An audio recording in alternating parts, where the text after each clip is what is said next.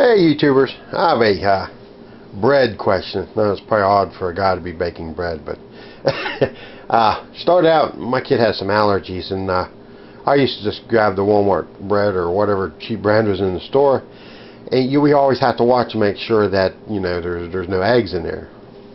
And well, one week the bag would say processing facility that processes eggs, and then the next week it wouldn't. Well, I think they're not printing it on some of their bags. He's basically getting over his egg allergies, but you don't want to expose the kid to it. So, and man, if you look at your bread bag, there's like a list of ingredients that long, and I can't pronounce half of them. And I know what's in my bread, and I like making pepperoni rolls too, but I'm having an issue. I keep this yeast in the refrigerator, and this is probably less than a month old. I've been using, making a decent amount of bread, experimenting, as we say.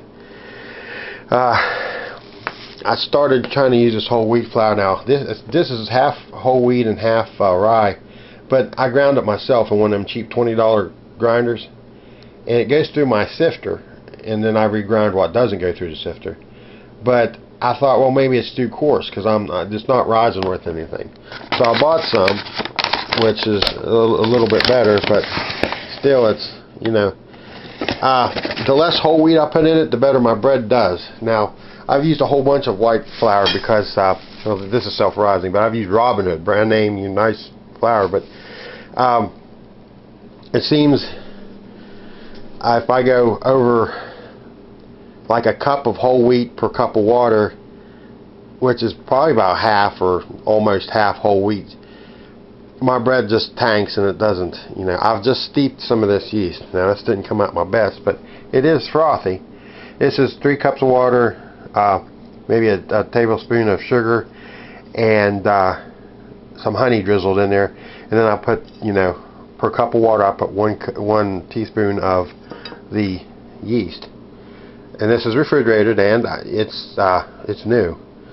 I use that in there, and I put salt and some oil.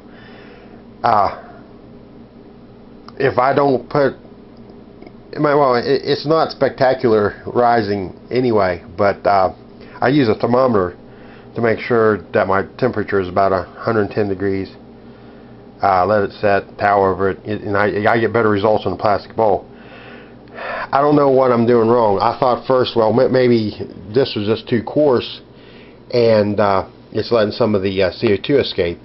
So that's when I bought some of this, and my first experiment, it just turns out mediocre. I mean, it rises, but it's heavy bread, so my question is, how do I get it to rise with whole wheat? Because whole wheat's supposed to be all whole wheat, right? But I can't figure out how to do that. I don't know. I'm missing something. If any of y'all know anything about bread, or your wife's do, or I don't know, but or if your grandma or Aunt Helga does, I'd appreciate help. But don't care who it comes from. But I like to be able to make my own bread because I can pronounce all the ingredients in it, and it may only last a week or so. But if I can go whole wheat, it'd be healthier. And at this stage in life, I need all the help I can get.